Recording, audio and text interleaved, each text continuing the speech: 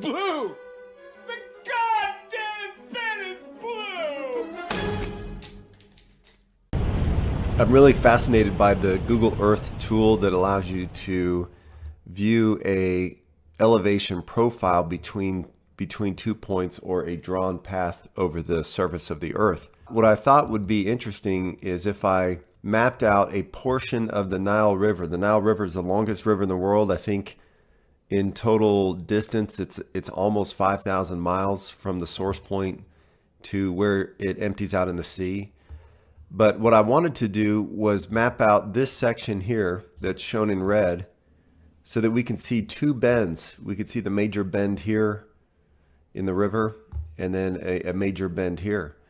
And we've been told all of our lives that water follows the path of least resistance. What we should see when we look at the elevation profile of this line segment is that the highest point elevation should be here and the lowest point elevation should be here. Secondly, after we look at that, I wanted to look at a cross section. If we were to start from this point where this green line is shown and end on this point, shouldn't the river flow in the low points of this cross section? And so first things first, let's look at the Nile River segment. I'm going to switch it to the elevation profile. So here we have the beginning where I started to track it at 1,400 feet above sea level. And sure enough, as we follow the river, the gradual slope is downward. And then there are points where the elevation actually goes up. And what that means is that the water has to reach 1,238 feet above sea level to spill over that geographic limitation and then continue to flow downward. So where we see the upward trends in the feet above sea level is where we see the wider parts of the river. And so this continues to flow and gets wide and narrow based on the elevation and continues to go down. You can see that the Nile River flows from mostly south to north, but at this section here, it's actually flowing somewhat southward because of elevation and geographic limitations. And then we get to this large swell where you can see the river gets very wide at this point. And sure enough, it's because there is a dam that is holding the water in place at this point. And so what we should see when I zoom back out here is a major drop off from this kind of swollen part of the river to the remaining part of the river. So let's see if we can follow the arrow. And sure enough, right here is basically the peak of the dam.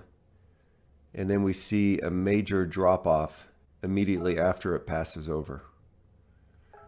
And the river continues to flow. So as I mentioned before, I thought it would be interesting to show a cross section of the landscape. Basically, if we were to cut the land in half and look at the half, what would it look like? Here's the elevation cross section, and what we should see is in the lowest parts of this elevation profile, that's where the river should flow. So here where it gets very low, we should see river. And what do we see? That's where the river's flowing. Here's another low point in the cross section, so the river should flow here, and sure enough it does. And here should be another point where the river flows in this low point, and sure enough it does. So all this to say, water has mass, it takes up space, it always takes the shape of its container, but most importantly, water follows the path of least resistance, which means that it is impossible. It is absolutely impossible for us to be living on a spinning globe. I drew a path from my dad's house in Denver, Colorado, to my house in Cincinnati, Ohio. And I want to show you something very interesting. When I choose to show the elevation cross section, you can see it's basically this red line. The starting point at my dad's house is 5,394 feet above sea level. And he's in Denver, Colorado, which is the mile-high city, so that's what you would expect. But then as you move east, and you can see the red arrow move east as I go that direction, the landscape starts to change where the elevation drops down and continues to drop. You go from the foothills of the Rocky Mountains into the plains of Colorado, Kansas, into Missouri, Illinois, Indiana, and then finally you get into Cincinnati, Ohio, to my house, which is 764 feet above sea level. So what's interesting is Google Earth wants us to believe that the landscape makes this curve as shown here. But the elevation cross section actually shows that the landscape of the United States from my dad's house to my house follows this path.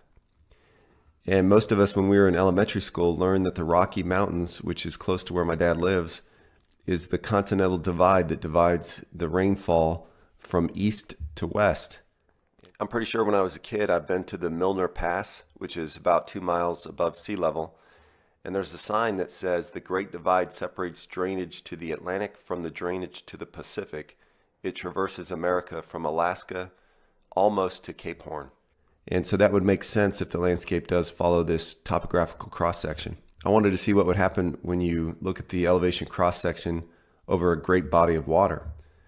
So starting at the northernmost point, as far as I can get, of Lake Michigan, and then traveling south, you can see that red line here, that the body of Lake Michigan is 574 feet above sea level, and it's level. There's no change in elevation, there's no curve. This cross-section shows what an undisturbed body of water looks like, and that's level. We know that to be true. There's 3 properties of liquids. They have mass, they take up space, and they always take the shape of their container. And so Lake Michigan from north to south is 574 feet above sea level. So then just to do another check, I wanted to see what the elevation profile would look like for Hudson Bay in Canada. Relatively a large undisturbed body of water. And you'll see here from the westernmost side, it shows an elevation of -2 feet below sea level, and it's level for a distance of over 879 miles. So what does all that mean? What I believe it means is that water is flat, water seeks its own level, therefore the idea that we're spinning on a globe is absolutely impossible.